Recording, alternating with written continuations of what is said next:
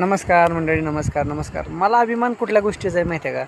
की मी ज्या भागामध्ये राहतो आहे किंवा ज्या क्षेत्रामध्ये राहतो आहे की ज्या ठिकाणी राहतो आहे त्याचा मला खरंच अगदी मनापासून अभिमान आहे. आणि का अभिमान आहे हे पण सांगतो की जो हा पूल आहे, हा ब्रिज आहे, हा मोठा तर आहेच आहे, परंतु या पुलावरती याच्यावरती घाम गाळणारी लोकं जी काय होती ही काय दुसरी तिसरी कुठली नव्हती, इथली आमच्यातलीच होती.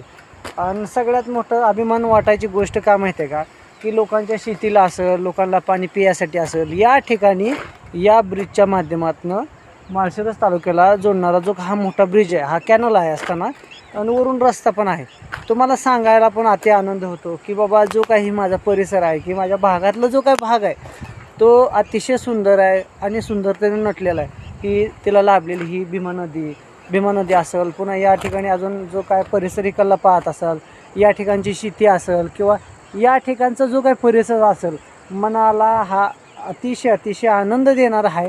तर तुम्हाला मला दाखवताना पण मला अतिशय मनाला तर माझ्या भारी वाटतं, पण बघणाऱ्या लोकांना पण भारी वाटेल का? तर सुंदरतेने नटलेलं आहे, शांतता आहे, तेवढंच कुठल्या प्रकारचा गोंधळ नाही किंवा कुठल्या प्रकारचा कालवा नाही.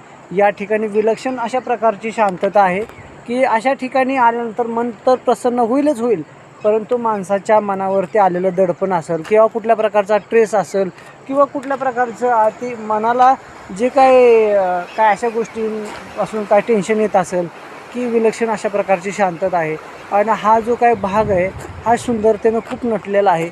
या ठिकाणी जी काही शेती पाहत असाल, सगळ्याच प्रकारचं गहू, हरभरा, ज्वारी, बाजरी अशी बरीचशी पिकं, अनेक प्रकारची केळी असेल, ऊस असेल, भुईमूग असेल, अशी अनेक प्रकारची या ठिकाणी पिकं वगैरे घेतली जातात. आणि सगळ्यात आनंदाची गोष्ट काय माहिती आहे का? की ही सुंदरतेने नटलेली नदी भीमा नदी ही आम्हाला 12 महिने 18 काळ पाणी देते. आणि नुकसान तर करते, पावसाळ्या दिवसामध्ये करते, परंतु जे काय बाकीच्या ऋतूमध्ये जे काय पाण्याची उपलब्धता जे असते ते भरपूर प्रमाणात असते की त्या ठिकाणी आम्हाला पाण्याची कुठल्या प्रकारची कमतरता अजिबात भासत नाही. त्याच्यामुळं विलक्षण अशा प्रकारचं जो काय भाग आहे, जो काय परिसर आहे, जो काय इकडला भाग असेल, हे दूरपर्यंत जे काय दिसणारं मंदिर असतील, या ठिकाणची शेती असेल, या ठिकाणची लोकांची दिनचर्या असेल की या ठिकाणचं बऱ्याचशा काही गोष्टी असतील त्या खूप छान अशा आहेत, मनाला अतिशय आनंद देणाऱ्या आहेत.